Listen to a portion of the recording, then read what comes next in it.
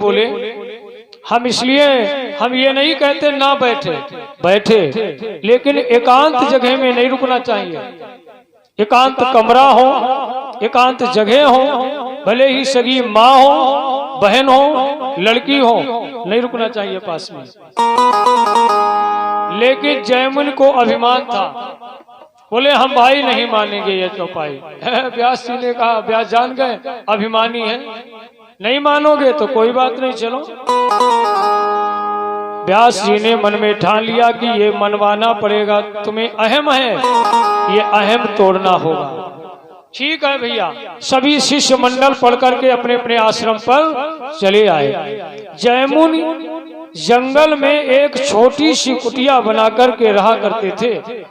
धीरे धीरे क्या हुआ, माह का महीना आया। माह का महीना, बादल छाए थे, बूंदें पड़ रही थी, बादल छाए थे, पुरवाई की ठंडी ठंडी हवा चल रही थी।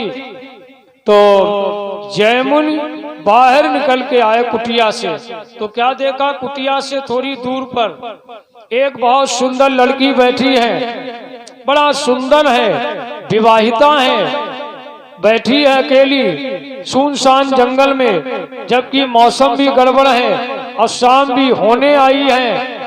शाम होने आई है, मौसम गड़बड़ है, बूंदें पड़ रही हैं, पानी बरस रहा है और बादल गरज रहे थे।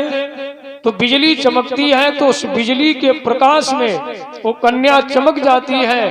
तो जयमुनि ने देखा वो बड़ा सुंदर थी, बहुत सुंदर।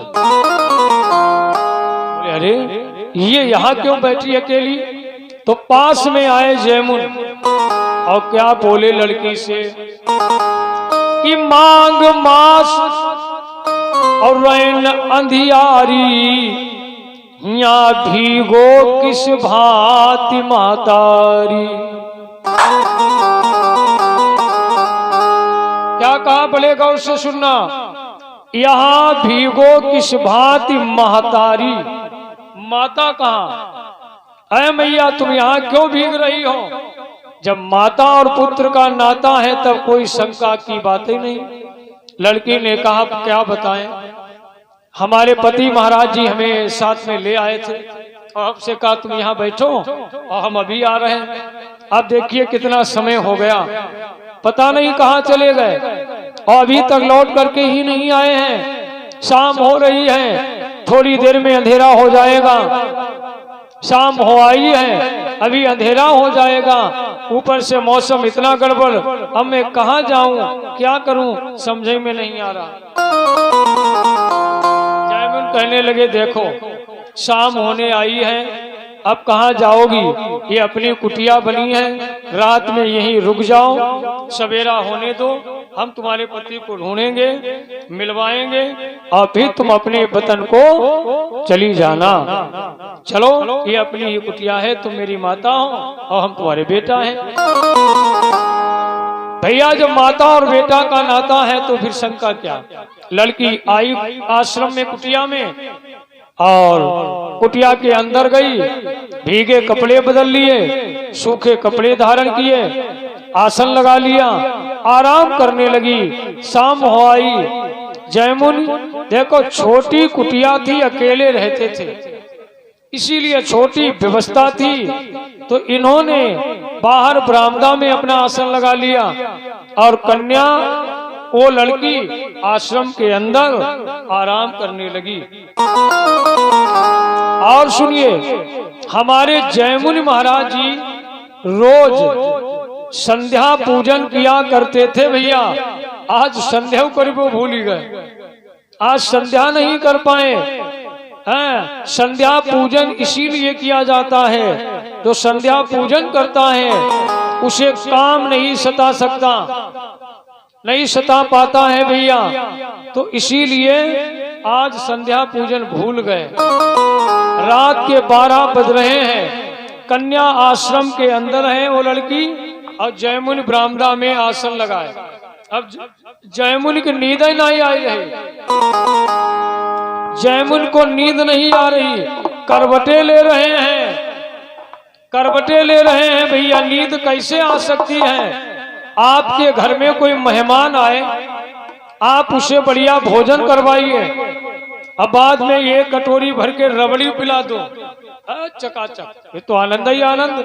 बढ़िया बिस्तर लगा दीजिए कमरे में, बिस्तर लगा दो, हाँ बिस्तर लगाकर फिर कहो भैया अब आप भी आराम करो और अब हम भी आराम करेंगे, अंदर से कुंडी बंद कर लेना और ठीक है, भोजन भात सब हो ही गया है और कोई चिंता नहीं, केवल एक ही चिंता है, वैसे आराम करो। कल एक काला सर्प पता नहीं कहां से आ गया, वो इसी कमरे में चला गया, मिला ही नहीं, बाद में वो पता नहीं कमरे में कहां चला गया। और सब कोई बात नहीं, वो सताएगा नहीं, है कमरे में, आप आराम करो, कुंडी बंद कर लीजिए।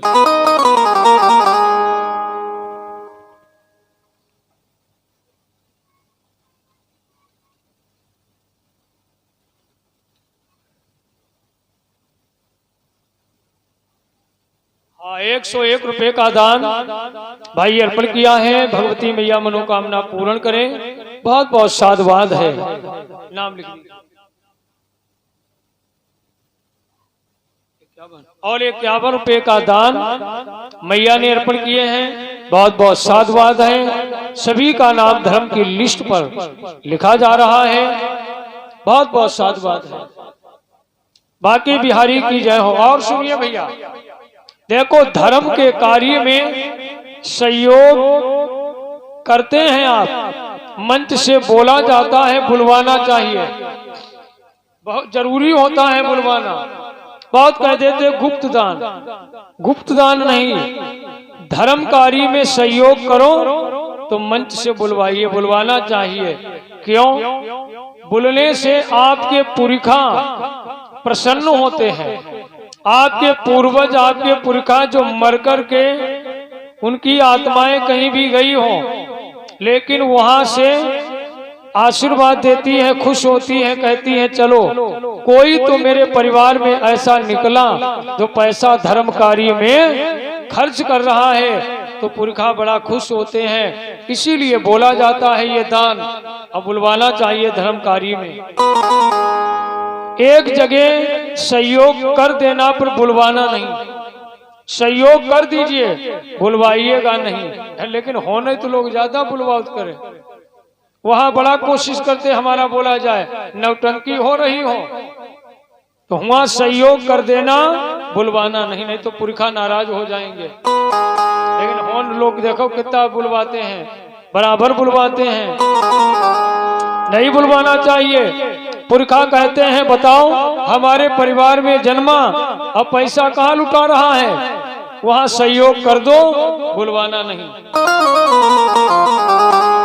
भैया माता बहन भाइयों, जैमुन को नींद नहीं आ रही है, आप किसी मेहमान को भोजन कराने के बाद अब उससे कह दो कि कमरे में काला सर्प चला आया था, कमरे में है, मिला नहीं ढूंढे से, अब भैया आराम करो, तो कुंडी बंद कर लेगा, पर नींद आएगी? बोलो नहीं नींद आएगी ना।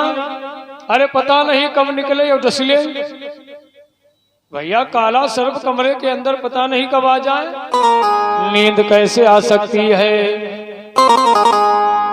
जिस घर में सर्प बसेरा हो, नींद कैसे आई? जिस घर में सर्प बसेरा हो और छप्पर से टपकता पानी हो,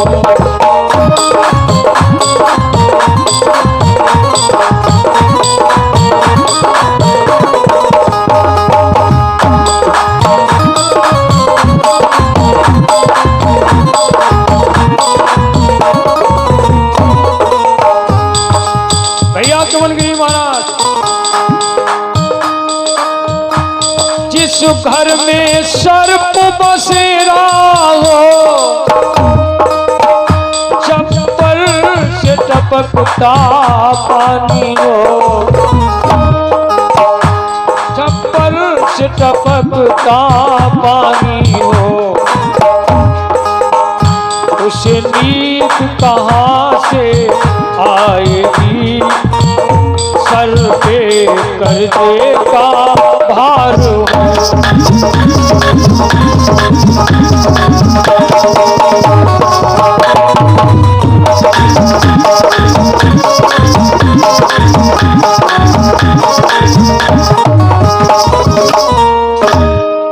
भाई चमन बाबा 3.5 किलो का चिमटा उड़ा रहे हैं।